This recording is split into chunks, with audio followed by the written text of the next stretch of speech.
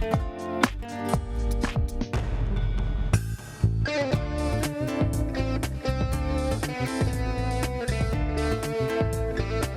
I'd like to call this meeting of the CRA to order. It is 8:59, 9 o'clock on Wednesday, January 28th. Thank you for joining us. Okay, let's jump right in. Mr. Cox, do we have any agenda modifications? Yes, sir. We have item 503 will be pulled and become 601. 503 is now 601. Any other modifications? No, sir. Any questions? Seeing none. I noticed that Commissioner Richardson is not present in chambers. Is he going to participate telephonically, or do we have a quorum with four? He's online. Oh, he is online. All right, can I have a motion to have Commissioner Richardson participate? It's probably moved by the Mayor Pro Tem, seconded, by Commissioner Williams Cox, and seconded by Commissioner Matlow. All those in favor signify by saying aye. Aye. All those opposed. Passes unanimously. Commissioner Richardson, welcome. Aye. All right, you, we Mr. Mayor. are on presentations 3.01, Greater Frenchtown Southside Citizens Advisory Committee. Mr. Cox. Yes, thank you, sir. It does not appear that the chair, Mr. McQueen, is here. If he does come later, that may be available to you all, but as of right now, he isn't here, so. Sounds good. We can just submit presentation at a later date.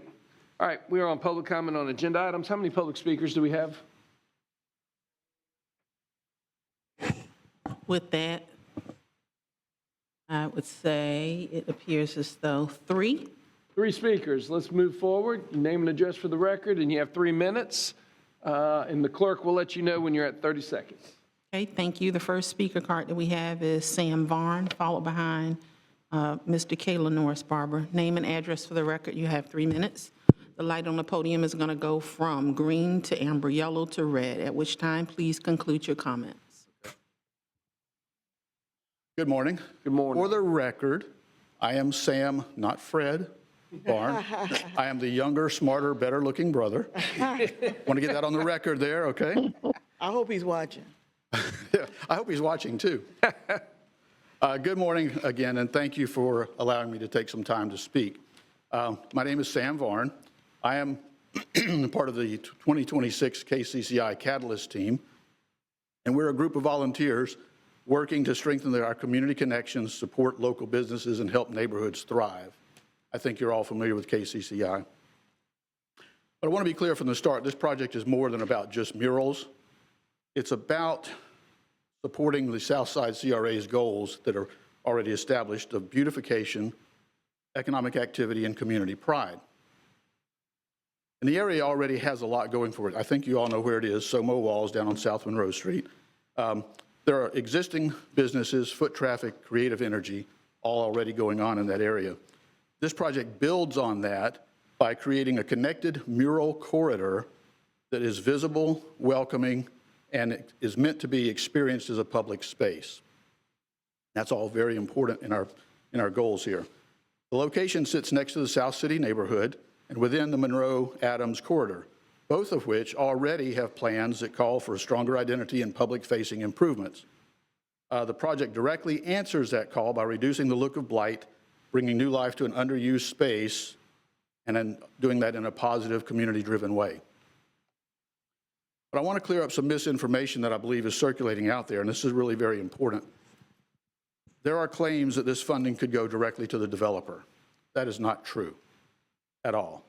All funds, including the $30,000 private contribution that's been aligned, and any CRA grant funds, will be controlled by KCCI and will be used only to pay artists and to buy paint and supplies. So from our perspective, from the CRA's perspective, this project leverages private dollars, which is a big deal, supports local artists, activates an existing business area, requires no long-term maintenance, and creates an immediate visible benefit for the public. For our team, it's not just about art on walls. It's a practical investment in people and businesses, small businesses, and neighborhood pride. So I hope that you'll join me in supporting this project. It adds more color, connectivity, and a positive vibe to the neighborhood. Thank you, and I appreciate your service to our community. Thank you. Our next speaker, please. Next speaker we have is Kayla Norris Barber. Followed behind him is Mr. Stanley Sims. Name and address for the record. Name and address for the record, please. You have 3 minutes. Good morning.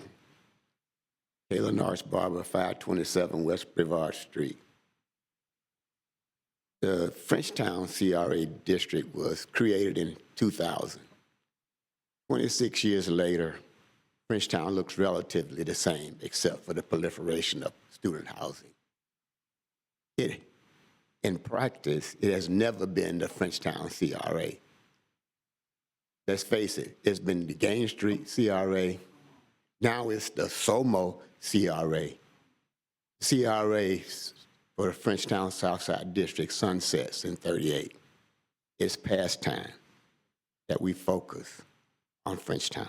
Thank you. Our next speaker, please. Thank you. Our next speaker we have is Mr. Stanley Sims, followed behind Mr. Sims, Dot Inman Johnson. Your name and address for the record, please. 3 Stanley minutes. Sims, 1320 Avondale Way. Mr. Mayor, I'm not confused about where the money is going for the CCI. What I'm upset about is based on what you said. We got CRA money going to the same property twice. And what brought my attention to this is, remember that convenience store where the owner got CRA money and then the leaseor tried to get CRA money to help clean up around the place?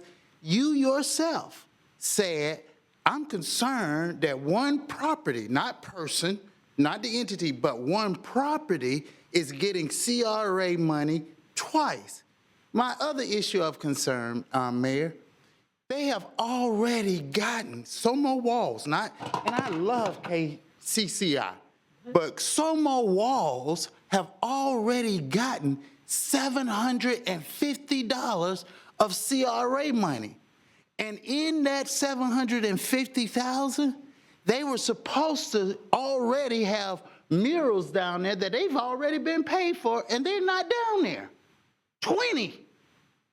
And now we finna give, not them, but we finna further beautify their property, which I think is supplanting. Because we've given them money for this very same thing. And KCCI does great work, Mr. Mayor. And I believe that there are other locations that this money can be usefully spent. How can we keep giving one man, even though he's a political operative? I know he's your good friend. He's got good friends on this board, but that does not make it right, Mayor. How can he get so much money easily, but when I have other minority black friends, y'all scrutinize them to death? And I'm talking about Miss Williams. Oh no, you got to need a karma there. Oh no. You giving out water, we don't pay for water. They don't get the same scrutiny as this property. It is unfair. It was even asked in the meeting, we need a legal opinion. Lou didn't say nothing, he just sat there. And this is supplanting at its best. Within their grant, they've already given them, our taxpayers, have given them $100 grand, and they have not built one doggone mural down there. Now we finna give them another 30. And when I say them, Mr. I don't Sam. believe that you are handing. See how she cuts me off? Now, she wouldn't do that to Bureau. She's letting you know that you have 30 seconds left, sir. Now, what they wouldn't do, now, I understand they're not giving the money to him. Thank you. Our next speaker, please. Thank you. Our next speaker is Dot Inman Johnson. Name and address for the record, please. You have 3 minutes. Good morning. My name is Dorothy Inman Johnson, and I live at 2121 Trescott Drive. And I'm here to speak on item 8.02. I just want the board to know that yesterday I filed an ethics complaint on this same issue because I feel that when you have one of the CAC members requesting in partnership with the arts group a grant of $30,000 to do artwork at their site after they've already received $1.1 million of Greater Frenchtown Southside money for their building, something is wrong here.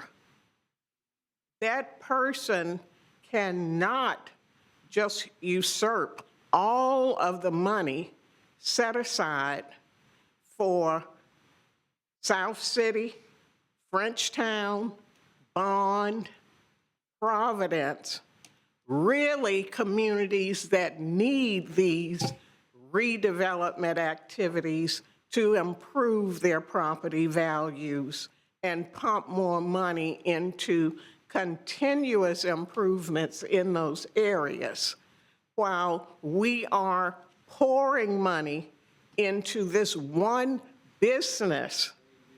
Now, I plan to, if the ethics board does not act soon and take care of this, I plan to file a Florida Commission on Ethics complaint on this, because I do not feel that the person who brought this grant request and actively lobbied for the money while sitting as a CAC member followed the conflict of interest law. And I've been aware of the 30 seconds. law, and I know I have a short time left. I've been familiar with it, unless it's changed drastically recently. And it seems that that was a violation of the conflict of interest law. Thank you. Our next speaker, please. So that concludes the speaker cards that I have. Okay, let's move into the consent agenda. 503 has been pulled. Do we have any public comment on any of the consent agenda items? No, sir. Is there a motion for 501 and 502? So moved. Properly moved by Commissioner Williams-Cox, seconded by Commissioner Matlow. Any further comment? Seeing none. All those in favor signify by saying aye. Aye. All those opposed? Passes unanimously 5-0. We're on item number 6.01, formerly 5.03. Mr. Cox. Thank you, sir. Excuse me. So essentially, what we're discussing is Global City Development Extension Request. The original agreement with Global City, they're building the mixed-use development right across off of Tennessee Street and Bruneau. The original agreement would expire December 31st unless there was an extension granted. We were tasked with providing funding after they have provided substantial benchmarks that they had to complete. There are some delays, and they have requested an extension in order to fulfill that agreement. And so they're asking for 12 months. They don't believe they'll need that much, but the 12 months is to allow for them to complete everything they need to do. They anticipate starting construction in the summer and essentially get back on track. But there were a few months of delays that they're working through. So the project is anticipated to move forward. They just need an extension. No public comment on this item. Is there any direction? Commissioner Porter, you're recognized. Thank you, Mr. Mayor. Stephen, do we have any indication what the delays are? Have any permits been pulled? When was this originally received? Like, how much time has passed since this was approved by the board? We've had, if not monthly, every other month correspondence to just kind of check in with them. In December, I think, or late November was our last correspondence with them. We reached out to them and indicated that December 31st was the end of the original agreement, and they responded with an email asking for the extension. So we wanted to bring that to you all in order to keep the project going. So that's kind of where we are with the request. Well, so my question is, though, how far along are they at this point? Well, they've done quite a bit of the value engineering design work. They typically don't purchase the property until they complete a few things. So if you look on a property appraiser, it still says that Bethel owns the property, but in the next couple of months, we should see the change in ownership. But again, they said that they were 2 to 3 months behind schedule. They originally were anticipating to break ground in March, and so now that'll be a few months later in the year. But again, they have substantial benchmarks as well as investment that they have to put into the project before we release any funding. Okay, thank you. And what does the agreement with them require as far as the number of units? Because I see the item, originally, the proposal was a 7-story, 300-unit workforce housing development, and the item says the proposed number of units may change once the development design is finalized. Staff requested that the unit count remain within 90% of the 300 units being proposed. Is that codified in our agreement with them, that there's some flexibility, but 90% is the minimum? Yes, that is Okay. correct. So that is in it. If there's any deviation that it sees at 90, then they would have to come back to us with any major change. Okay, thank you. All right, I'll make the motion for staff recommendation approval. Option number 1, is there a second? Second. Seconded by Commissioner Williams-Cox. Any further discussion? Seeing none, all those in favor signify by saying aye. Aye. All those opposed? Aye. Passes unanimously 5-0. We are on item number 7.01. Mr. Cox. Yes, we have a commercial property improvement grant for 125 South Gaston Street. Morning. Good morning. All right, this is the first of 2 CPIP applications we have for downtown this morning. This first one is for the property located at 125 South Gadsden Street. Just a refresher on the CPIP program, this has a maximum of $200,000 per parcel. It allows for interior and exterior improvements for commercial buildings located within the CRA districts. This property here, again, is located in the downtown district. It's in the downtown core and is zoned central core. The total project cost is estimated to be over $400,000, and the applicant is requesting the full $200,000 to complete exterior improvements, including replacing the existing windows, exterior waterproofing and restoration, and installing a garage door to the site. And you can see the location here on College Avenue in Gadsden. They also own the property across the street of College Avenue at 207 South Gadsden Street. These are some photos that they received from their assessment. They purchased this building in 2025, so they are new property owners. A lot of these conditions have just been from neglect to the building over the years, and all of the improvements will address these items. A little bit of background on the location and the property owners. Again, they purchased these buildings in 2025. They also received a FACE application last fiscal year for additional exterior improvements, including landscaping, safety and infrastructure improvements, and then they are replacing the live oak tree that was removed by the previous property owners, so that'll be a new improvement to the location. Staff reviewed this item and found it to be consistent with the program guidelines, the plan, and the statute. We found that they will be removing blighted conditions in the downtown core, and then these improvements will help attract new tenants, and they will also have a tenant occupying the third floor who will be bringing their clients to shop and dine in downtown. This item went to the DRC on December 2nd. They discussed the building use and the improvements, making the building more compliant with the Building and Land Development Code, and they did recommend approval. And staff recommendation is also approval for the CPIP request of $200,000 to 125 South Gadsden Street. The property owner is here if you have any questions, and staff is available as well.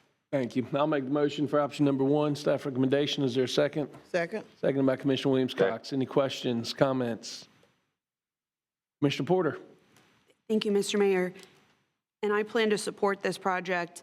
At the same time, I just want to make the comment that I wonder if we should consider either a separate program or additional incentives so that we're really targeting retail and hospitality.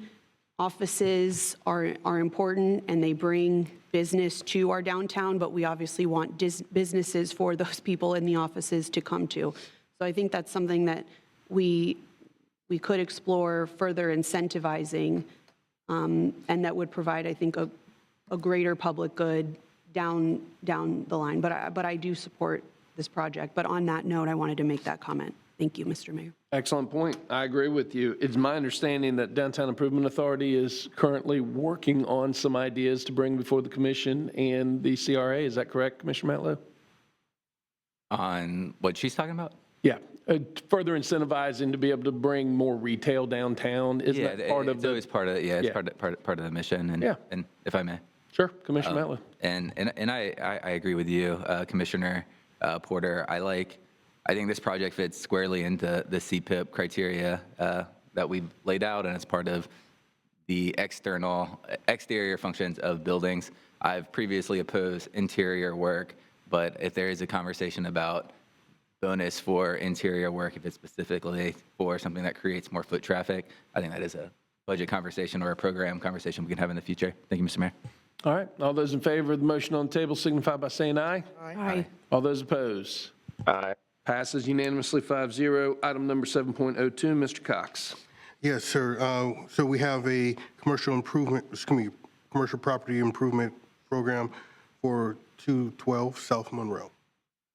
Excellent. Ms. Fisher. So this is 212 South Monroe Street. This is the Nick's Toggery location in downtown. They are requesting $28,862 to complete interior and exterior improvements. The total project cost is just under $38,000. And they will be proposing to recarpet the upstairs and the Taylor room, as well as all the stairs, covering the support beams with the existing wallpaper, doing some painting, and then work to the exterior awning. So here are just some photos of the areas that will be improved in the store. A little background for anyone that doesn't know Nick's Toggery. This was founded in 1950 and remains locally and family owned. They employ 21 staff members across their locations. They were also awarded FACE funding last fiscal year. Those were for more exterior improvements, including painting, staining the exterior wood features, and additional work to the awning. So although this one is a little heavy on the interior, they did do some exterior improvements last fiscal year. Staff reviewed this and found it to be consistent with the program guidelines, the plan, and the statute. We find it to be supporting local retail, which addresses one of the primary objectives of the downtown redevelopment plan. And this also went to the DRC in December. They discussed their support for downtown retail and recommended approval. And staff recommendation is also approval of the application for $28,862 for 212 South Monroe Street. Excellent. All right. Colleagues, direction? Staff recommendation. Move Commissioner approval. Williams-Cox has properly moved staff recommendation, option number 1, seconded by Commissioner Richardson. Any further discussion? Seeing none, all those in favor signify by saying aye. Aye. All those opposed, passes Aye. unanimously, 5-0. Ms. Fisher, thank you very much. We're on item number 8.01. Mr. Cox. Yes, thank you, sir. This is an amendment to the CRA and Bethel Missionary Baptist Church grant agreement for the site at West Tharp Street. It's 835 West Tharp Street. If you recall, we approved 52 residential units, some townhomes, some single-family, with 6 guaranteed to be affordable housing units. The agreement that we have required 4 items to be achieved before payment. What the amendment is to essentially, they're still required to do all 4, but to release the funds after they complete the first 2 elements so that they can move forward with the project and then still provide that information to us to complete the agreed upon terms of the agreement. So again, it's essentially to move up the time frame on when the funds can be released so that they can continue the project as scheduled. Excellent. All right, looking for Commissioner Matlow. Thank you, Mr. Mayor. Mr. Cox, if we release the funds as requested and the project doesn't come to fruition, what happens? So built into the agreement, there is a timeline of 48 months to complete the 6 affordable units. So they may not complete all 52, but they do have to complete the 6 affordable within that 48-month timeframe.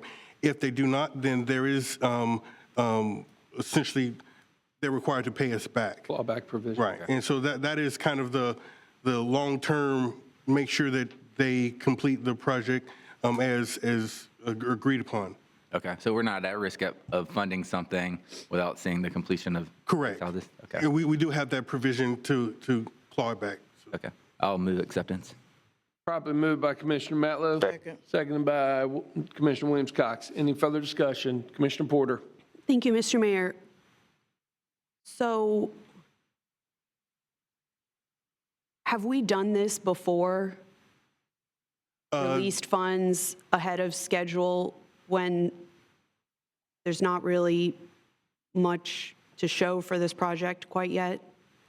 We have provided assistance before projects were complete. So we have done draws before. We have given some funding before the project was complete, both renovation.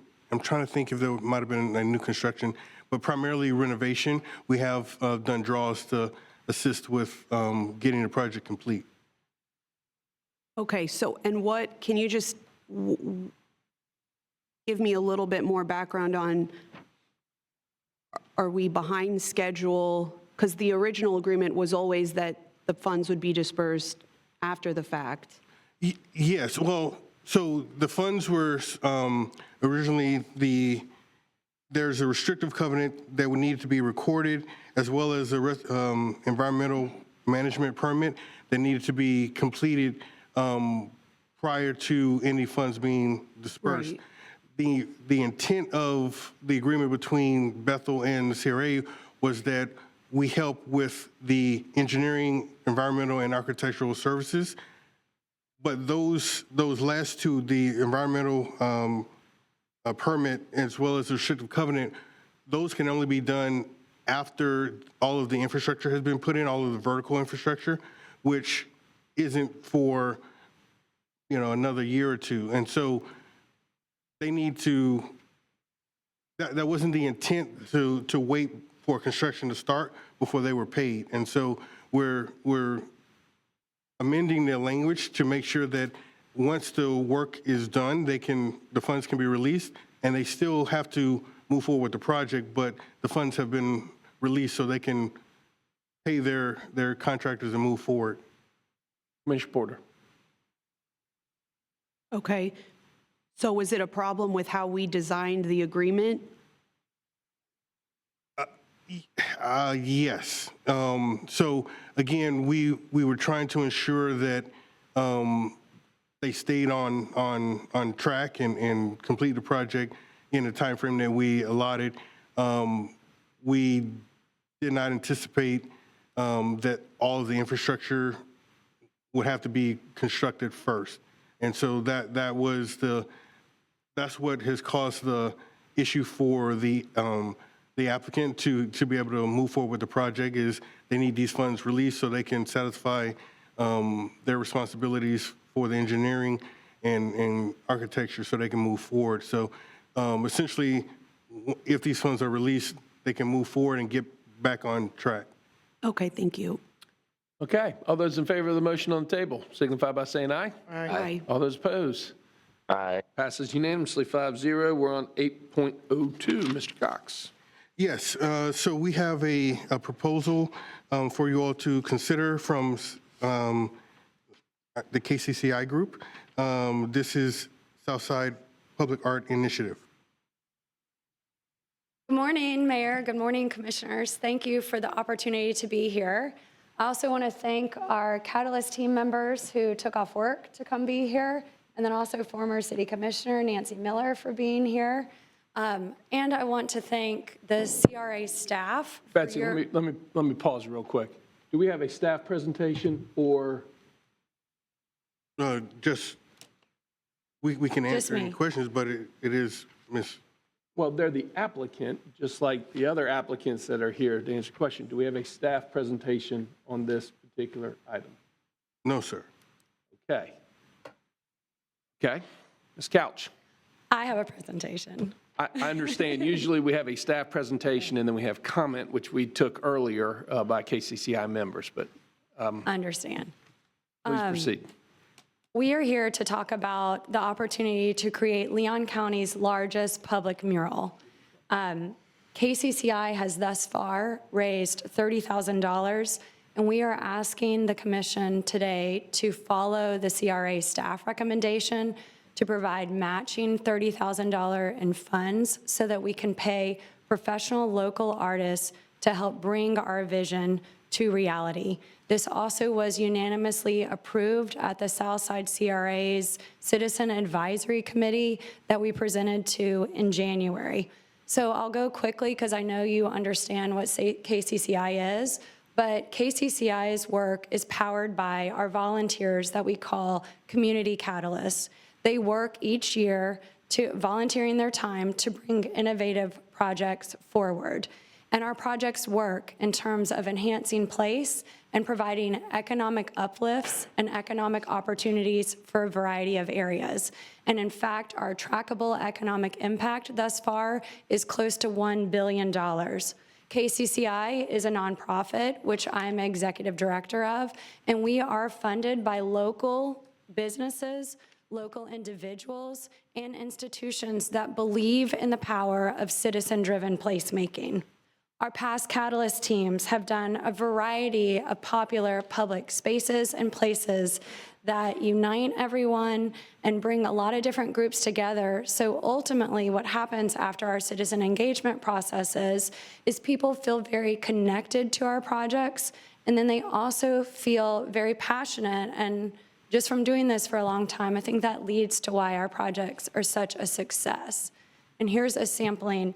This year's team is focusing on bringing more art into the community this year, and we think we have a huge opportunity to create this largest Leon County public art mural. I do want to touch on, this is in the South Side, and a couple KCCI projects where we have already worked with local artists that have been extremely popular and beloved are the iconic TLH letters that I'll talk a little bit more in a minute, and then also our Red Hills Rhythm Musical Park that is on FAMU Way, and we did a lot with community engagement on that park that's located right next to Coleshoot Pond and Railroad Square.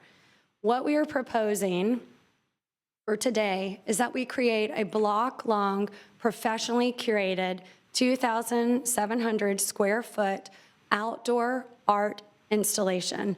It would be accessible 24/7, and it really has an opportunity to provide a variety of different benefits in the South Monroe, South Adams corridor.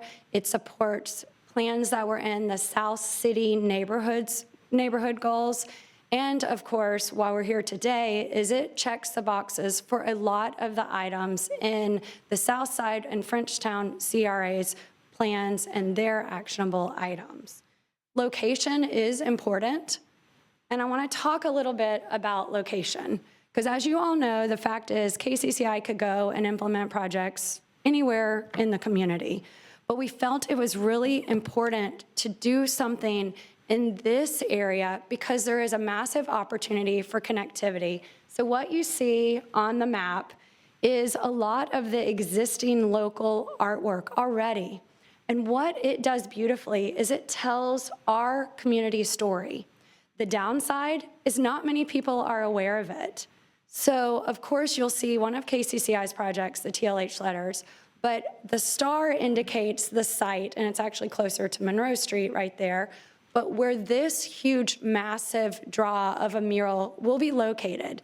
And what we plan to do by creating this iconic destination is utilize that new, fresh piece to kind of further market and promote some of the existing artwork that's already there. So while we're drawing people to the south side, we're then also encouraging them to get out and explore more and to see a lot of the artwork that tells our history and our story. It's really, everybody should walk that if you all haven't already done it.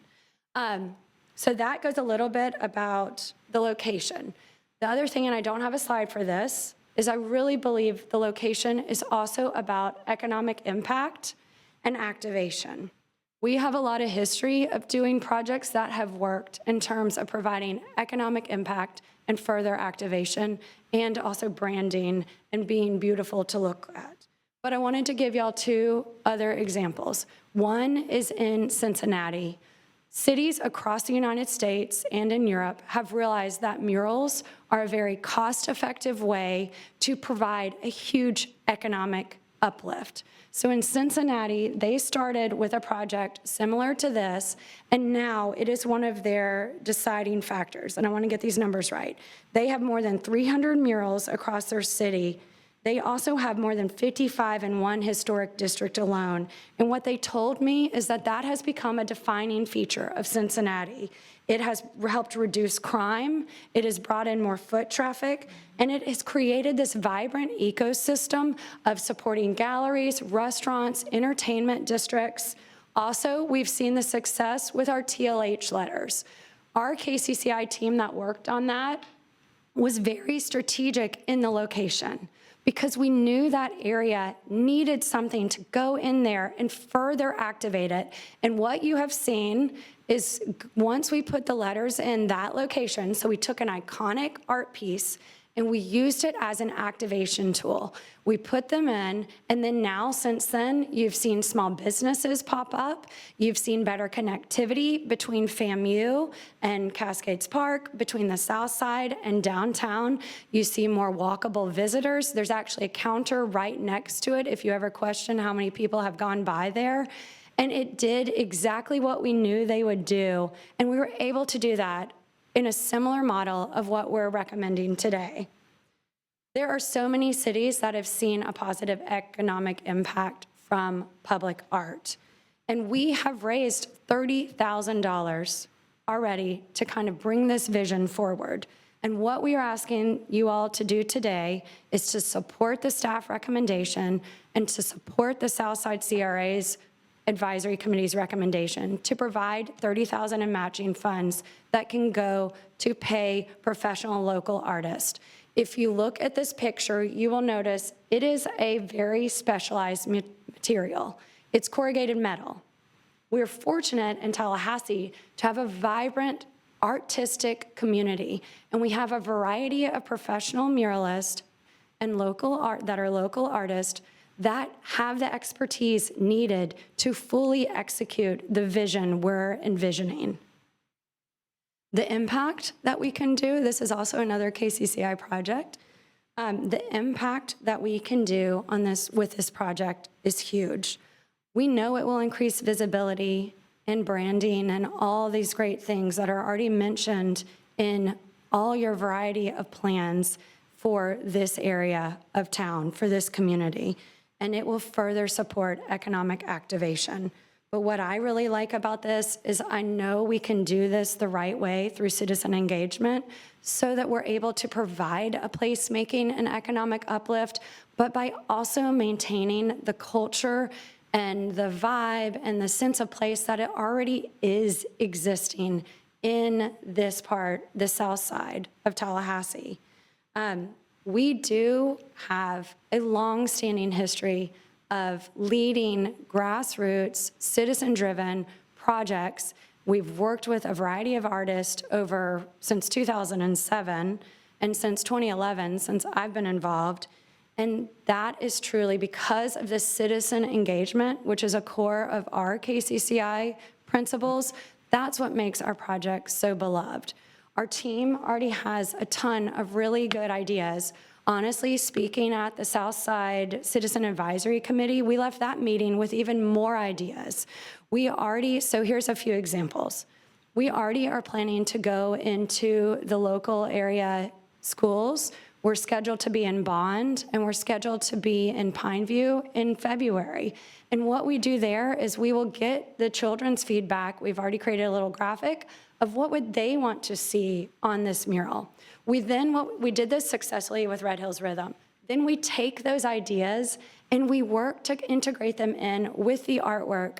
And then we're already working on trying to find a sponsor, because we did this when we did Red Hills, who then will help bring those kids out to the unveiling event.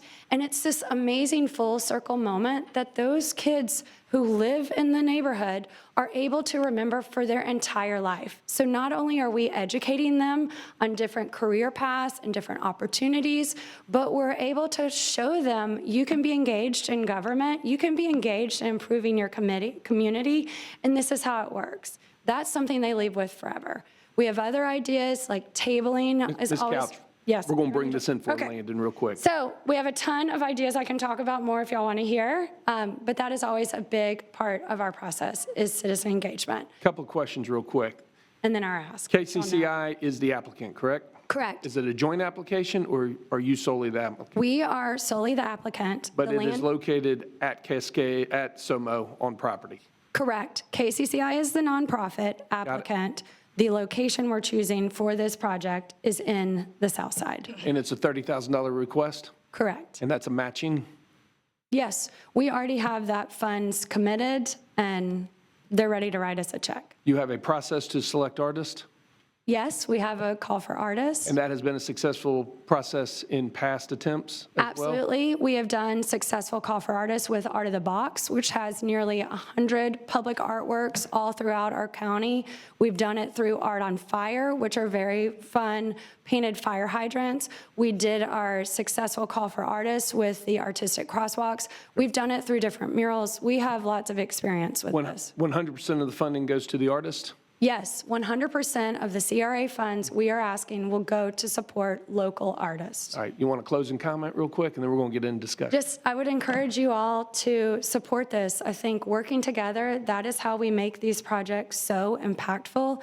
And I'm going to close in reading a quote from one of your own city documents. It's from the South Monroe, South Adams Action Plan, which a lot of citizens worked on for over a year to make happen. And it says, success of the action plan depends on continued collaboration of the public and private sectors. And I will add, and nonprofit sectors. So I hope you'll vote with this today. There you go. Commissioner Williams-Cox. Thank you, Mr. Mayor. I got you in just a second, Commissioner Richardson. Thank you, Betsy, for such a great presentation, and thank you to the KCCI folks who I've heard from prior to this meeting, and thank you to the members of the CAC who really took this to heart and really had some robust discussions, I'm told, and voted for it unanimously. Thank you also for coming to the table with money. You didn't come and ask for $60,000. You came and asked for some matching dollars. And I think that it's always important in our community that we come, with something already in hand, if possible. So I am ready to move with staff recommendation, Mayor, to accept this project and to move forward with this project. Staff recommendation's been probably moved by Commissioner Williams-Cox. Is there a second? Second. Second by Commissioner Richardson. Second. Commissioner Richardson, you're recognized for comment.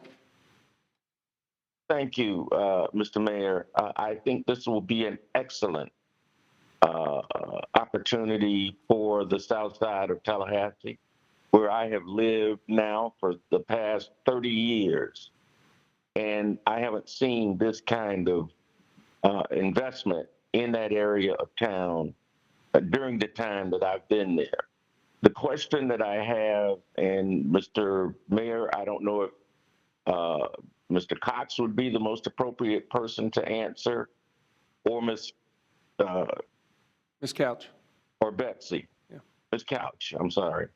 And that is, did the owner of the property, who is a member of the CAC, at any time lobby for funding for this project? To us, I can only speak about to us. Sure. No. Okay. Do I have a moment to talk about the history?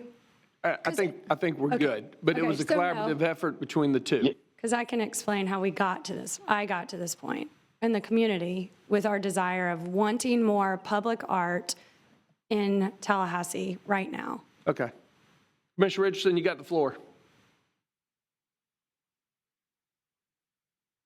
Well, if Ms. Couch can explain how we got to where we are, I'm good with that.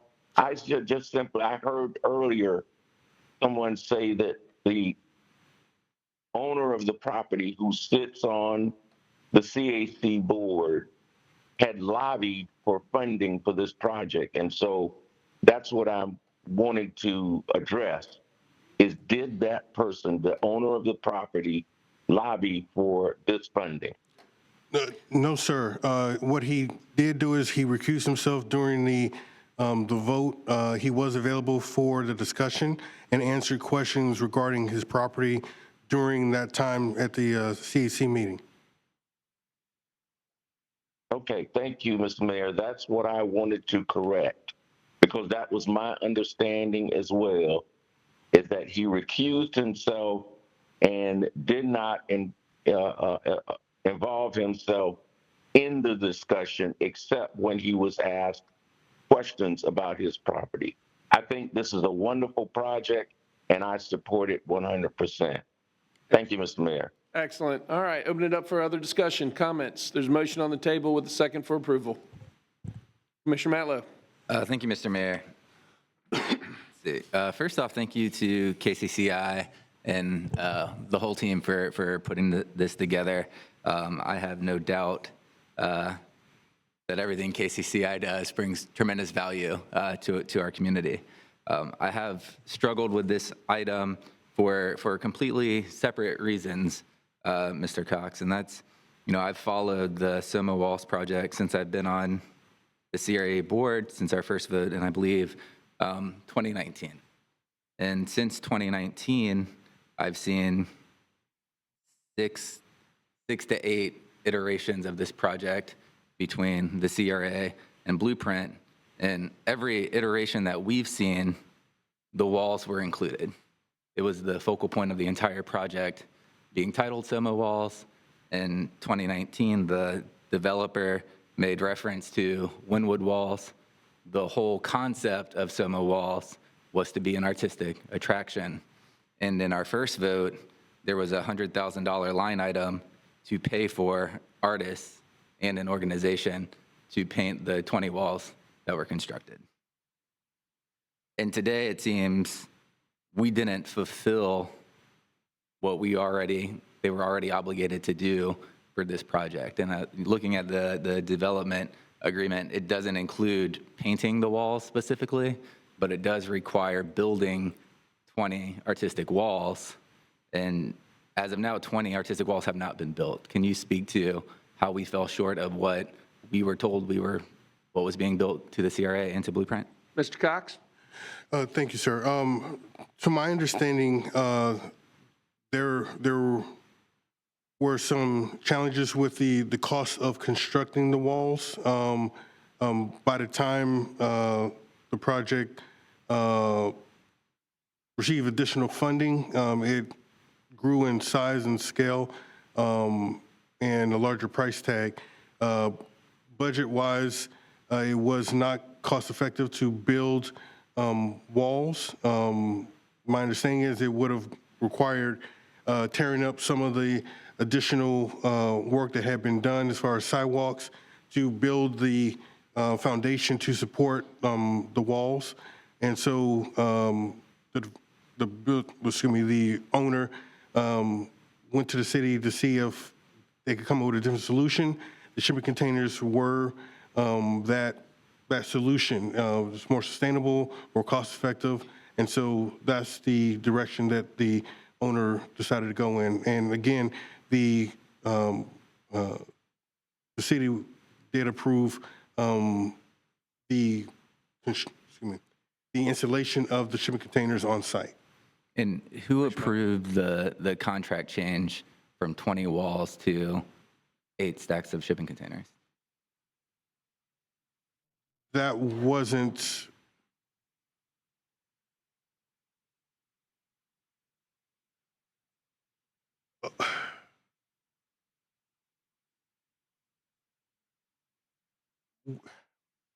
We found out about the shipping containers after they were approved by the city. And at what point were CRA funds released to Soma Walls for fulfilling their development agreement? I don't have the exact date, but sometime in 25. Okay. On point, Mr. Mayor. On point. Commissioner Williams Cox. On point, because I've heard some numbers thrown out here today that are not correct based on my research. Summer Walls received $550,000 of CRA dollars. 200 and some odd thousand went to underground to do some city work that needed to have been done. So I don't think that the project was directly given. Correct. 700 and some odd thousand, and definitely not $1 million and some dollars from CRA. That was not, that's not true. Okay, so Ma'am, could you yes, clarify ma'am, that? to clarify, the agreement was $216,000 for underground utilities and $560,000 for the construction, all encompassing. So the walls as well as the building itself, that's where the 560 would go towards. Thank you for that clarification. ma'am. And- Sure. And that's the drop in the bucket for a $13+ million project. Correct. The original Underground project, utilities, which is required for all redevelopments in the Right. city of Tallahassee. again, when he originally came to us, the project was around $4 to $5 million, and so it is definitely almost doubled in the valuation of the property. So, Commissioner Matlow. Thank you, Mr. Mayor. And Mr. Cox, what I'm trying to ascertain is this board approved a project to build 20 walls, which we were provided illustrations and mock-ups that show they were artistic walls that were painted. And instead, we've received 8 stacks of shipping containers that are unpainted, but we still made payment to the developer for fulfilling the original agreement. well, and what I would tell you is this, sir. Yes, the walls are a component of the property, but from my perspective, the 20,000 square feet of retail new development on the south side of town was the core of the project. It raised the property values. Although I do agree with you that the walls were a feature of the project, I wouldn't characterize it as the linchpin in the project. And so when the project was complete, I approved the release of the release of the funds because the building was complete, they're operational, and they're on a tax roll. So that was what led me to release the funding, and so that's what I did. Okay. But were 20 art walls written into the development agreement as a deliverable by the developer?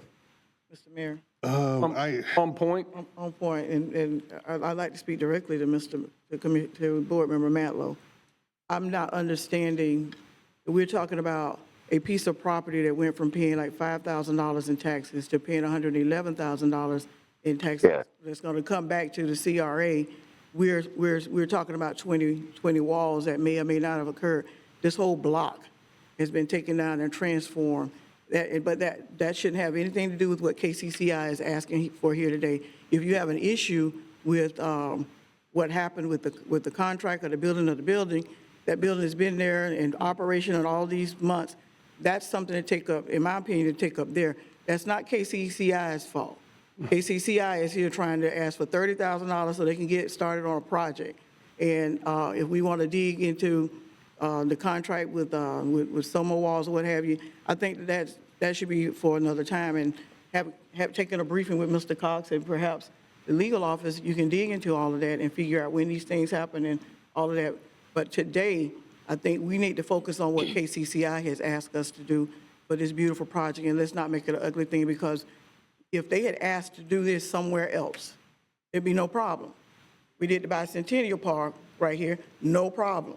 But because of where it's located on the south side, which is gonna beautify the south side where I too live, now all of a sudden, you don't like where, the location is an issue, but it doesn't matter the location. KCCI has asked to do this project, and they're here asking for $30,000, not $30 million, $30,000.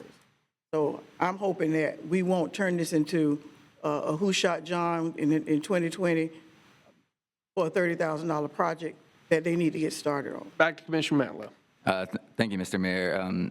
And the answer to the question? No, sir, it was not a deliverable in the agreement. The agreements, Attorney Norvell, the agreements that we reviewed in briefing that spoke to the 20 walls. Luke? Yes, Commissioner. So there was a CRA funding agreement, as mentioned here. It did specify the utilities and then the structure. The agreement did call for completion of the project, and I will have to, there was some discussion in the agenda item in the proposal about the artwork, but I will have to defer to staff as to what that included. Okay, can we pull up a copy of that agreement? The agreement we read in briefing specifically said the construction of 20 artistic walls. And I understand your point, Commissioner Williams-Cox, but I'm trying to ascertain is, this is a project that has been funded, that was agreed upon by this board, and these artistic walls should have been a part of it. You cannot find a presentation of this project that they weren't a part of it, and it wasn't delivered, but money was released by the CRA, and this project didn't come to completion. And that's the issue that I have, is because we should be at a point where complete the project, we'll give you the rest of the funding we promised, and then you can pay the artist. But we've gotten to a point where we've already released funds for work that was promised to us that was not delivered, and now we have a separate applicant. And sorry to bring you into the middle of this, because I know it's completely unrelated to KCCI and what Commissioner Cox is saying, but our contractual commitments have to mean something, and what this board votes on has to mean something. And I just find it inappropriate at any level to substitute 20 art walls for 8 stacks of shipping containers and not have that come back to the CRA board. That's a material change, a significant material change to not just what was being proposed, but also to the value of the project. I don't know how much the shipping containers reduce the cost of the project, but that's something we should have contemplated. If the request was to substitute shipping containers and remove the artwork, that was something that we should have contemplated. So I felt completely blindsided by this, because the proposal is great. And it was great also in 2020, the first time I heard it.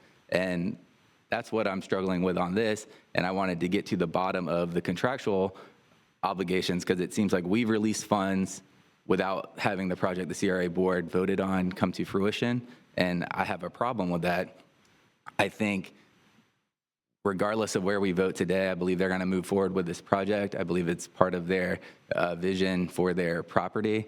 I don't think they're going to leave 8 stacks of shipping containers untouched, who they decide to work with that. But as far as I'm concerned, that is a commitment they had made to the CRA, a commitment they made to Blueprint to deliver that project. And I would still expect them to finish the project they committed to.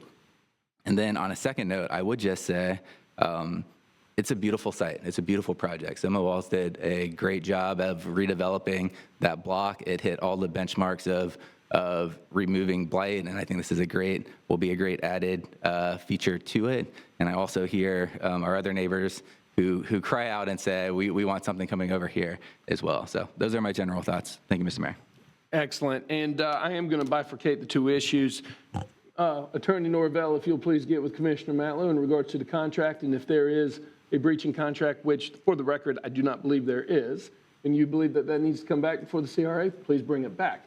The applicant before us is KCCI, that just happens to be on the same property, and I think we need to stay focused on the application and the request before us, which is separate from the contract. I understand your ties between the two, and if that leads you to vote one way or the other, I encourage you to do so and follow your heart on that. Commissioner Porter.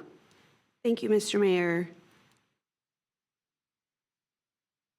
And I also want to thank KCCI for all of the amazing work you've done.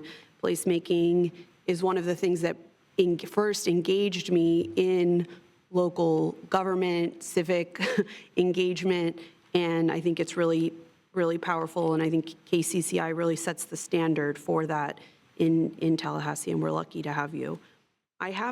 I share Commissioner Matlow's concerns, and I want to be clear, they are distinct. No one is blaming KCCI, but I went back and watched the meeting from 2020, and I won't belabor the point. I think it's been made, but I think it is clear to me, at least, whether it's a breach of contract or not, that what was proposed is not ultimately what came to fruition. Whether there are good reasons for that or not is kind of a little bit besides the point. I do have a couple of questions, though, about the in-kind contributions and donations. So let me pull up the budget. So the $5,000 per 8 stacked train cars is the stipend for artists. So how much of that do we have any idea? Actually, it's to cover their supplies and talent. But I thought I also saw in the item that, okay, yes, now I have it in front of me, that additional in-kind and private contributions will cover paint, coatings, mural materials. I guess what I'm getting at is $5,000, and we have talked about this, how important it is to pay artists, and I know that's a value of KCCI. So is that $5,000 including they have to cover supplies, or are supplies part of the in-kind contribution, or is it both? Good question, and here's how it works. And I'll give you an example of the Good Things Grow Here mural we just did on Cascades Park. I don't want to ever overpromise, but we have a long track record, KCCI does, of getting either EPS, painting and supplies, to make donations toward paint materials, and Sherman-Williams doing that too. We were able to do that with the artists, but the way it works, we're able to say, artist, we will pay you $5,000. Once your artwork is finalized, then we are able to go to the paint stores and say, will you donate this amount of gallons, or at least agree to give the artist a very reduced price for that paint. So we don't ever want to promise up front, but actually I don't want to even say no one's let me down thus far, but typically, historically, these incredible paint companies already have done donations. I even know one of our catalysts has already reached out to Home Depot.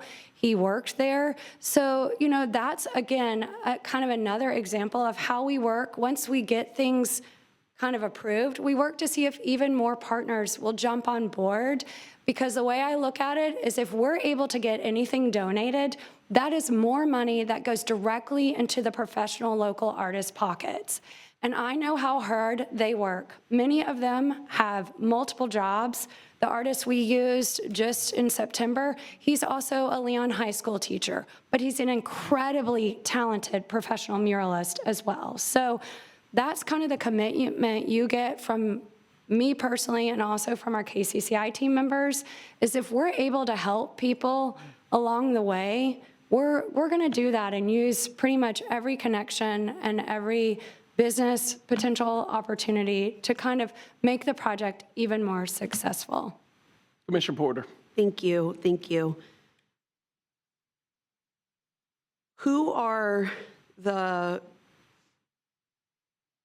How is the CAC member going to be selected to review the art? That's a good question. I would look to Stephen to answer that. I know usually they have a chair, or they might want to designate. I don't know how you want to handle that. So we would I would essentially. look to y'all to figure that out. We would essentially ask if there's any member that would like to be on that committee and go from there.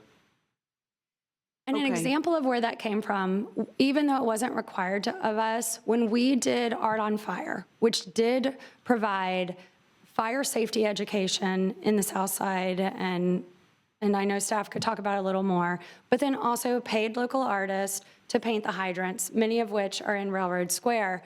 We also, though, wanted to bring in community members, so I formed some of them were artists, some of them weren't, a committee that looked at all the applications that were submitted and kind of said, here's what we think. And it's always really fascinating when you bring different perspectives together, which is what our KCCI team does, what you ultimately end up landing on. And it typically is representative of the community and our community overall, of what your project is working on.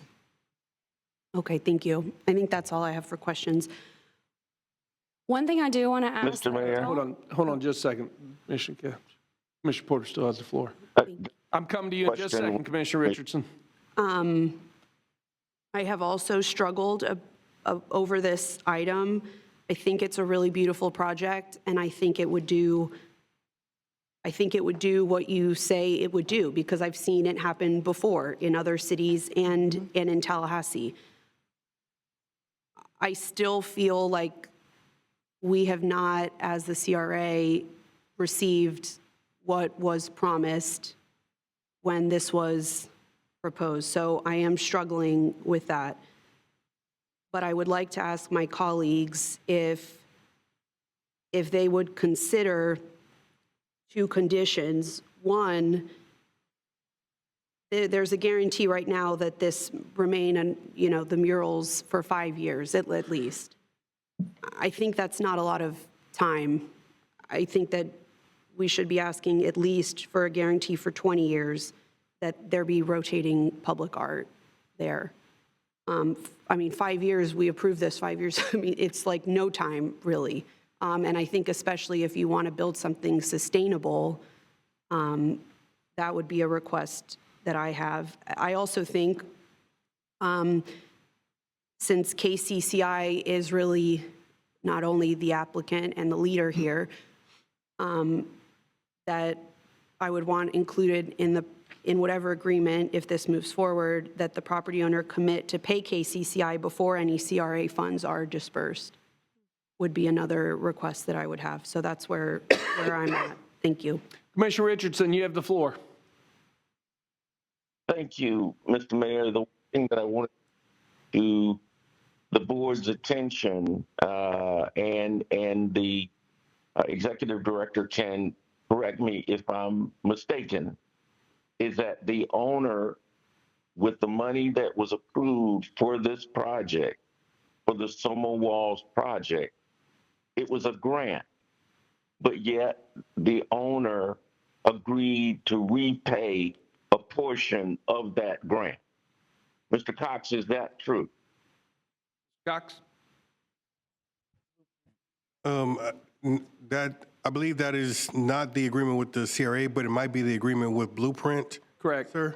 You're confusing the two, Commissioner Richardson, but I understand what you're saying. Right. Okay, yeah.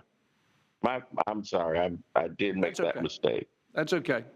Massive time difference from where you are right now. It's okay. All right, there's a motion on the table Thank right you. now made by Commissioner Williams-Cox. That's seconded by Commissioner Richardson. My comments, and I'm going to call for the vote.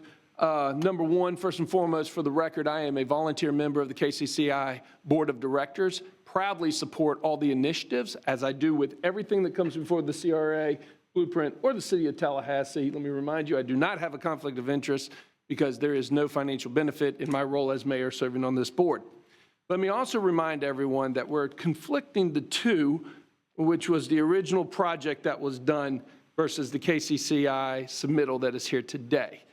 And let's also remember that while the original did call for walls, if we look in the history on our agenda item in the first paragraph, it states that the owner of Cascades Garden LLC, not once but twice, submitted full and appropriate modifications due to unforeseen circumstances, including compliance with the ADA, including compliance with the fire safety standards of separation. So yes, we have had modifications to this project over the years, and yes, I think we should all agree that we should comply with ADA standards and with fire safety standards moving forward.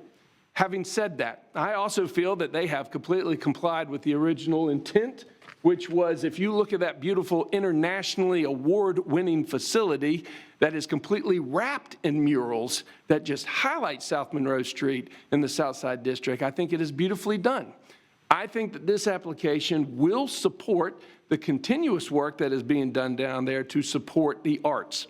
Let us remember as well that the applicant has already put in the infrastructure, sidewalks out there by where the murals will be, and has already spent money in doing so to comply with ADA. On top of that, there is a commitment by Mr. Demerol to financially sustain the project for the next 5 years. So his commitment has already been above and beyond the $30,000 required or asked for specifically for the painting, but also the cost of the infrastructure on top of the continuing maintenance. I agree, Commissioner Porter, it would be great to see a rolling change of artists out there, and that is incredible. And if that is something that the CRA can also help with funding-wise in the future, that is something that we should definitely consider moving forward. But for the proposal that's before us through KCCI and all the great men and women that volunteer their time as catalysts, I appreciate you, and I am going to support the project on the table. All in favor of the motion signify by saying Mr. aye. Mayor. Oh, Commissioner Porter has comments. We'll take the vote. Thank you. I just would like to make my substitute motion that we move forward with the condition that there be a guarantee for 20 years, that there be rotating public art, and that the property owner commit to pay KCCI before any CRA funds are dispersed. There's a substitute motion on the table. Is there a second? Second. There's a second to the substitute motion. I will not be supporting the substitute motion because of the fact that there is no plan to sustain the financial aspects of a 20-year commitment. There has been no discussion between the applicant, the landowner, and the CRA. I would be fully supportive of bringing an item back in the future, but for the purposes of what's before us today, I'm not going to support the substitute motion. On top of requiring the applicant to disperse the funds beforehand, that is not something that we require. That sounds a little out of the ordinary, and maybe we are punishing the landowner specifically because of ideas and thoughts around this. I'm not supporting the substitute motion. Ms. Couch, we're in commission discussion here. Okay. Just let us finish up. Commissioner Williams-Cox. I wanted to add that I won't be supporting it either because we haven't put those kinds of conditions on others. Correct. And so we want to be very, very careful when we start doing those things. We can't predict what's going to happen 20 years from now. We don't know what that will be or where CRA is going to be, sunset or whatever. So I just don't want to put any undue conditions on this project that we haven't put on any others. And we saw what happened with the street murals. The state could come in and say what we can and cannot do, and we have to comply. So I don't want to put those kinds of restrictions because then someone would dig into an agreement and say, we didn't do what we said we were going to do 20 years ago, 25 years from now. So I won't be supporting that either. Commissioner Porter. All those in favor of the substitute motion on the table made by Commissioner Porter, seconded by Commissioner Matlow, signify by saying aye. Aye. All those opposed? Nay. Aye. Commissioner Richardson, is that a nay on the substitute motion, or are you voting in favor of the substitute motion? Nay on the substitute motion. Substitute Mr. motion Mayor. fails 2-3 with the mayor, Commissioner Williams-Cox, and the Mayor Pro Tem Richardson voting against. We are back on the original motion. All those in favor of the original motion signify by saying aye. Aye. Aye. All those opposed? Nay. Nay. And it passes 3-2 with Commissioner Porter and Commissioner Matlow in dissent. Thank you very much, Ms. Couch. Appreciate it. Thank you. And I don't know if I needed, Stevens told me to say this publicly. What's because that? we cannot do the project unless the CRA funds will need to be allocated upfront to meet the needs of the artist. We just Okay. passed it. Thank you. Okay, good. Thank you. Just wanted everyone to know. Thank you. Okay, we are on item number 9.01. Mr. Cox. Yes, sir. We have a presentation for you all to go over a new program that we are creating. Great. New program. So this is the residential exterior painting program that we are proposing. This would be for both districts, same guidelines for both districts, same funding allocated. So we'll go ahead and go through it. So this is a residential improvement program proposed to assist single-family and duplex owner-occupied residents in both the GFS and downtown district. As we've gone through today, some of our commercial improvement programs, but we don't currently have a residential program that we operate in-house. The Neighborhood First programs do address some neighborhood needs, but as far as programs that we're operating, we don't have any residential, so this is what we're proposing to start. The minimum criteria would be that the resident has to be, or the property has to be within one of the redevelopment districts. It must be a homestead property. Single-family and duplex owner-occupied properties are the ones that would be eligible. And it would be a $5,000 maximum per property. We have allocated $200,000 already in the budget for this program. That's per district, so $400,000 total. We're proposing, again, that maximum of being $5,000, and then anything in excess of that, the homeowner would be required to cover. The eligible expenditures would be pressure washing to prepare the structure for painting, and then painting the exterior, as well as just like any minor patching needed to get the property ready. We have been working with the procurement team. They are putting out a solicitation for painters. So we are looking to use anybody that gets put on that service agreement so that we can pay the contractors directly rather than how our current programs are where the applicant would be the property owner and we would pay them directly. We want to work directly with these contractors. And so I believe that solicitation is currently active. We did reach out to all of the painters on the MWSBE list, encouraging them to participate. And then we also reached out to local painting companies, letting them know that we were proposing this program, and if they were interested in participating, they would need to participate in that solicitation. So we did have about 8 respond that they were interested, and so we're hoping that they all go ahead and do that. So then we are looking, if this gets approved, we would open the application window roughly in April, and then it would close once we receive 40 eligible applications. Again, 40 per district. That would put us at that $200,000 of funding that had been allocated. And then we would look at painting starting roughly in June, and then everything to wrap up at the end of the fiscal year on September 30th. We did take this both to the DRC and the CAC. They discussed the program. They were in support of it, providing a service to the residential properties in the district. So they both recommended approval for this program. So staff recommendation is adopt the CRA residential exterior painting program. And we are available if you have any questions. Recommended option is option number 1. So moved. Properly moved by Commissioner Williams-Cox. Is there a second? Seconded by Commissioner Richardson. Commissioner Porter, you have the floor. Oh, thank you, Mr. Mayor. What plans do we have to get the word out? We'll do social media. We'll have it on our website. We will be at Springtime Tallahassee where we can provide information for that. We'll rely on our advisory committee members to share the word. And then, we had been doing Coffee and Connections previously. We're now going to be attending other events like that rather than hosting our own. So everywhere we go, we'll be providing information about this. So a lot of it will be word of mouth and then just sharing it through newsletters, social media, website, that kind of stuff. Okay, thank you. Sure, Commissioner Matlow. Thank you, Mr. Mayor. What is the procurement process to select the contractors? I know that they have the solicitation open now. I'm not 100% sure what their process is, but anybody that goes through that and gets selected would be a contractor that we could use. Okay, So- and do we have a policy is it every painter that applies to be a contractor, it's going to rotate through one by one, or will all of the work go to a single contractor? Is it randomly selected? What is the process of? So, excuse me, so we envision trying to evenly disperse them. We would try to target, Let me jump in. real oh, quick. yes, sir, I'm sorry. We'll qualify the paint. It's the exact same process as the City of Tallahassee that we'll follow. We will qualify all of the interested parties, and it'll be a rotating basis.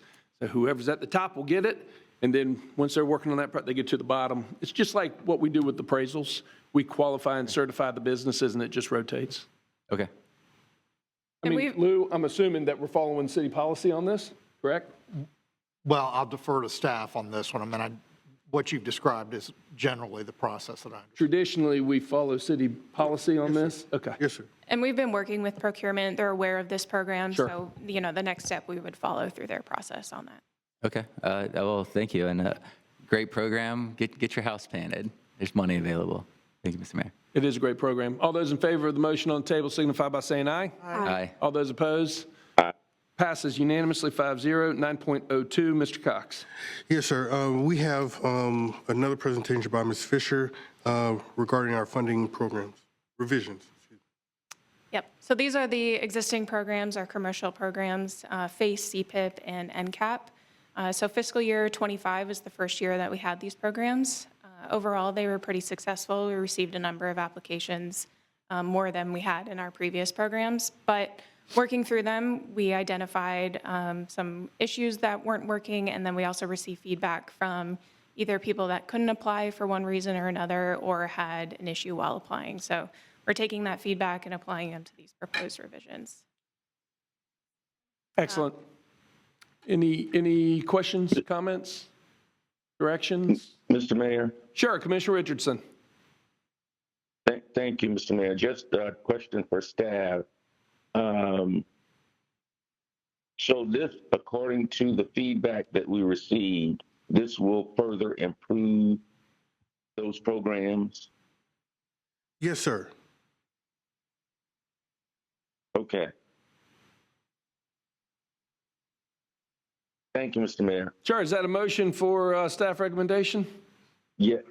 Second. Yes. Been properly moved by Commissioner Richardson, seconded by Commissioner Williams-Cox. Commissioner Matlow, then Commissioner Porter. Thank you, Mr. Mayor. A few years back, we voted to have a moratorium on funding student housing developments. So this item would remove that. We would then fund student housing developments in Southside Frenchtown CRA.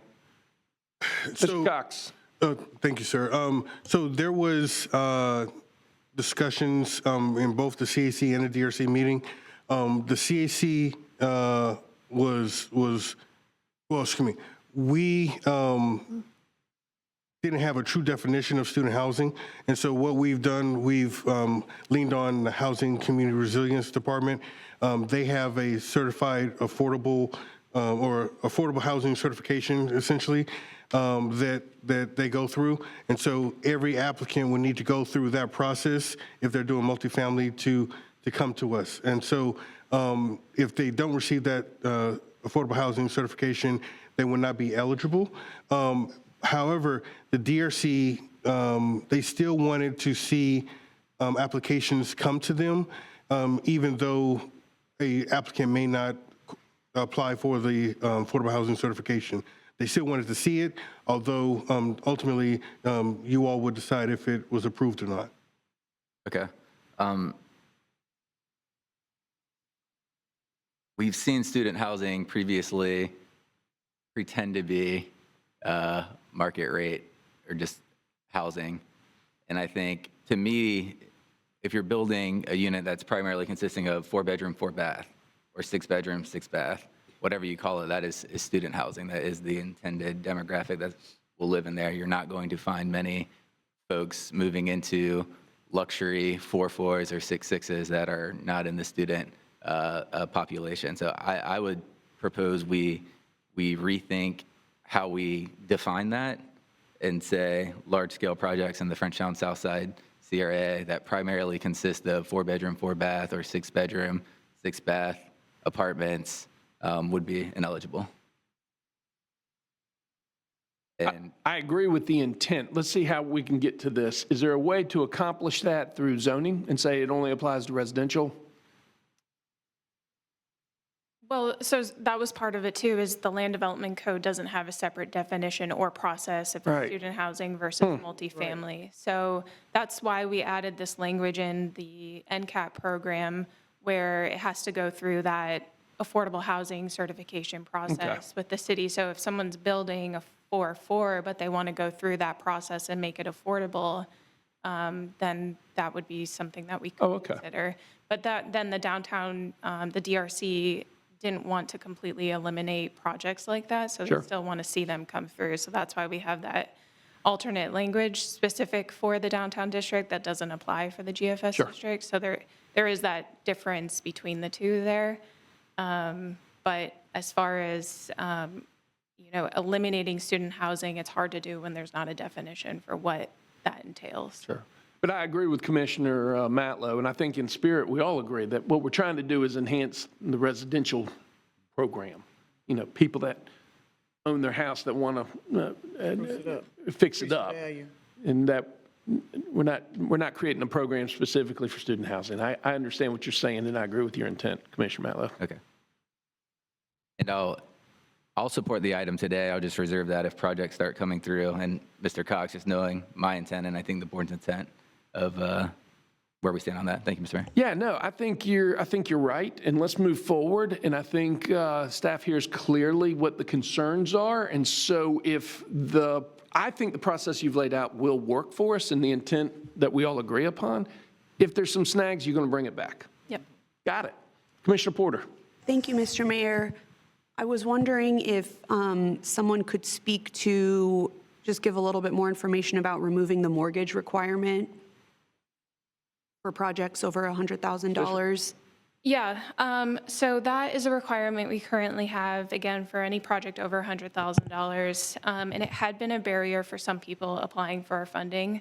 I know we had one instance where the property owner wasn't willing to do that, so the tenant couldn't apply for funding. And then we had another project that had gone through our process. They had a HUD agreement that they weren't able to take on a second mortgage. So we had to come back and get that waived. And then the costs associated with it. So we looked at what other CRAs are doing, what the standard is, and that seems to be in agreement with restrictive covenants, which we also do. So the mortgage just kind of seemed repetitive without a whole lot of additional securities. So we still are going to have those restrictive covenants, which has, the provisions of ineligible uses, maintaining the improvements. And then our biggest security is that our funding doesn't go out until the project is finished. So we just felt like eliminating that mortgage requirement wouldn't be detrimental and would open up availability to the funds to more people. Thank you. All right. All those in favor of the motion on the table signify by saying aye. Aye. All those opposed? Aye. It passes unanimously 5-0. Ms. Fisher, thank you. You've had 4 great presentations before CRA today. Great job. Do we have any other business to come before us? No, sir. All right, I'm going to take a point of personal privilege, Commissioner Matlow and Commissioner Porter. Commissioner we have unagended speakers, and then we have the sharing of ideas. Commissioner Richardson is on a separate continent, so if he wants to excuse himself, I think it's appropriate. The 4 of us can hold down the majority. And in fact, I know, Commissioner Williams-Cox, you have another board meeting as well that if you need to get to, Commissioner Matlow, Commissioner Porter, and I can hold down the majority if need be. But Commissioner Richardson, thank you for joining us, and please send our regards to your daughter. All right. Thank you, Mr. Mayor. Yes, sir. Look forward to seeing you guys when you get back. As you know, Commissioner Richardson's daughter is stationed in Sicily with the Navy as a pilot, and he and the judge are visiting right now, which is nice. So let's get the unagended speakers, please. Okay, we have 3 speaker cards. We have Stanley Sims, followed behind him, Dot Inman Johnson, and then I have a Holly McPhail. Name and address for the record, and you have 3 minutes. Excellent. Your name and address for the record, please. Stanley Sims, still at 1320 Avondale Way. And Mayor, the reason why I came back is because here's my dilemma. My problem, and I'm speaking with the KCCI project, my problem is not the location. That's not my problem. My problem is I believe that we've opened up Pandora's box, because when you said about that property on the corner of Old Bainbridge and I think Brevard, that made sense to me. Because then someone could come up and say, like Miss Inman had a property and I had a property. I've got CRA money. She has already got CRA money. So I tell her, I say, hey, what I need you to do is partner with someone to put a refrigerator at my place. And I'll partner with this is outlandish, just an example, and I'll partner with someone to put a stove at your place. And I just think that that is just going to really be very confusing. And also, Mayor, the latitude of relaxedness that Shomo Walls get, no one else gets. Well, I take that back. No one that you all don't, have lunch with or like, don't get. Because Miss Connie Evans, I mean, she got all of her money for her project, even though it was not finished. These kind of perks that your friend have, and I have also an issue because Mr. Brewer is a political, organizer. He literally works on Diane Williams Cox's campaign, has worked on it, and will be working on this one. He has worked on Talithia Edwards' campaign. And to just dismiss that or dismiss that, I think it's so improper. It's just not proper. It's just not right. We don't even have clear answers from legal because he's saying, well, I'm going to defer to staff. I mean, so these issues have not been vetted. Because once you because what's going to happen now, I come right back up here and ask for the very same thing, and then you'll throw policy in my face. A good example of 30 seconds. Right. Good example of it. Shomo Walls got something no other businessman ever got. They got a sustainability grant loan. No other business have ever received that. Not your other Early. He ain't even get that, and y'all like him. So there's been a lot of perks to Shomo Walls. Hell, they ought to be nationally known and better, but all of the local... Thank you very much. Your 3 minutes are up. I'm going to finish my thought. All of the local dollars that have gone into Shomo Walls... Mr. Sims, your time is up. Your time is up, Mr. Sims. Thank you very much. Please sit down. Your time is up. Thank you. Our next speaker, please. Dot Inman Johnson, followed behind her is Holly, and we have an additional speaker, Adrian. Your name and address for the record, please. Dot Inman Johnson, 2121 Trescott Drive.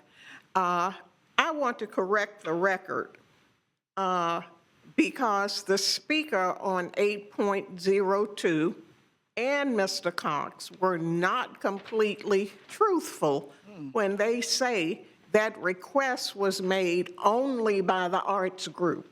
Because if you pull the agenda from the CAC meeting, it says plainly that group in partnership with Mr. Demerel, with Shomo Walls, was making that request for the grant. Now, the reason I am here on agenda is because 4 months ago, I made a public records request to CRA director asking for information. To this date, I have not received a response. And I have a concern about that because I have concerns about the way the CAC operates. It's almost like you pat my back, I pat your back, and we are here to serve each other's interests rather than the interests of those low-income neighborhoods that this money and these grants are supposed to go to improve. And the only way we get to the bottom of it is looking at the history of the funding and finding out where these grants have traditionally gone. I have a big problem with the fact that we are giving millions of dollars to Somo Walls, which I challenge this group to tell me how that helps low-income neighborhoods in South City, in Bond, in Providence, in Greater Frenchtown, while a business that has been investing in Frenchtown for years, Time Savers, was going to close one of its stores at the corner of 4th Avenue and Old Bainbridge and turn it into a laundromat that was much needed by that community, and CAC turned it down. These are the kinds of things I have concerns about. Our next speaker, please. Holly, followed behind Holly, Adrian. Don't say Ms. McPhail. Okay. Adrian, if I'm pronouncing it right. Morning. Your name and address for the record, please. You have 3 minutes. Okay, Adrian Kershaw, and the address is 626 Railroad Square.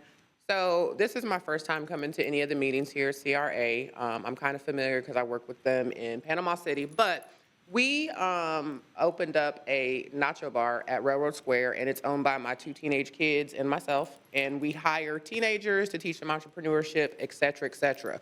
So when I saw the article in the paper on the 12th that there was funding here, and I know we're looking for like a second location so we can hire more teenagers, teach them entrepreneurship, et cetera. My only question that I have is the grant cycle, how that works, and who would we contact to see if what we're trying to do will work to apply for some of the funding. What I see is a lot of parents and people coming in like, hey, we want our kids to work, we want to do this, but because our area is so small at the Railroad Square, we can only hire so many kids, and we're wanting to try to expand. And we want to do it in the area, Frenchtown, Southside, to create jobs, as some of the people were saying here, where we want to see some of the funding go to, let these kids let them work. So that was my only question. Who do I contact, the grant cycle, and what that works, or who do I reach out to see if we can fall into doing that to provide funds to open up another nacho bar for these children? So if you will hang out for about 5 or 10 minutes. This is your man right here, All right, Mr. Cox. Mr. Cox, thank you. That's all I We'll be more have. than happy to walk you through the process. All right, perfect. Exciting. Thank you. Thank you. All right. Our next speaker, please. That concludes the speaker cards that we have. All right, sharing of ideas, Commissioner Porter. Thank you, Mr. Mayor. I only have one thing. I'd like to ask if we would invite the executive director or whoever from the DIA to come back at a future meeting to update us on what they're doing, especially in the context, but not necessarily limited to what we talked about earlier today, how we can work together, perhaps tailor our programs, create a new program to really incentivize retail and hospitality in the downtown district. Yep, Mr. Cox, let's extend an invitation under formal presentations by other governmental entities and have DIA come back. Yes, sir. Great idea. That's all for me. Commissioner Matlow. Thank you, Mr. Mayor. Thank you to Mayor Inman Johnson and Commissioner Nancy Miller. They just stepped out, but for joining us today.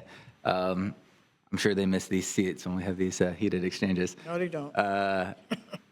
Just one item. So I would like to further the conversation we've had earlier and make a motion to have an agenda item come back for review of our development agreements and what constitutes a significant change that should come back to the board for approval. So there's a motion on the table to bring back an agenda item regarding development agreements and what constitutes a significant change. Is there a second to the motion? Second. Second by Commissioner Porter. Lou, you want to speak to this? How does our city policy, which mirrors CRA policy, reflect a significant change what Commissioner Matlow is addressing? So, Mr. Mayor, it would be on a case-by-case basis as to what the deliverables are. I mean, what are the material terms of the contract? I mean, those are general contract law provisions. So, I mean, that would almost be on a case-by-case basis. Okay, so it sounds like it does deserve a deeper conversation. Be prepared to bring back an agenda item at the next meeting, okay? All those in favor of the motion on the table signify by saying aye. Aye. All those opposed, passes unanimously 4-0 with Commissioner Richardson out of chambers. Commissioner Matlow. Nothing else. Thank you, Mr. Mayor. Commissioner Williams-Cox. Thank you, Mr. Mayor. Just two quick things. We're learning as we go. I think we all can attest to that. And one of the things that we've learned recently is when we're dealing with folks who are trying to help us with our affordable housing or with our housing crisis, that they're sometimes non-traditional developers. And being non-traditional developers, there are some limitations that they may have. And in working with a couple of them, we've realized that we might need to look at some alternative paths to try to help incentivize people to help us with this crisis. And so I've had some conversation with Mr. Cox, and I think that we need to look at, when we have non-traditional developers, look at some of the limitations or some of the barriers that they may have and try to come up with some out-of-the-box solutions to help them be able to help us with building homes in our community. I think that we can all agree that we can use all the help that we can get. The other thing I want to mention is that I've read something recently about one of the proposals that got pulled from the CAC agenda the other night, and I think it warrants it being said publicly that I am aware that it was pulled because I asked the question, why did it get pulled? And it's because Mr. Cox and his staff could not get a straight answer from the proposer as to what the intended use of the facility or the site was going to be. And because of that, and looking at some of the possible uses of it, like a dispensary and some other things, Mr. Cox, I think did it, well, I know he did his job by pulling the agenda item to get some clarification and get a better understanding before taking it to the CAC. So, Mr. Cox, I appreciate you and your staff for seeing that and pulling that out. So I wanted to say that because I've read some folks who are kind of saying some things about that, but we just need to be clear. And so I know that in the future, when items are pulled, you'll let them know why it was pulled, so that we won't have that confusion. So thank you for doing your job. That's all I have. All right, we're adjourned.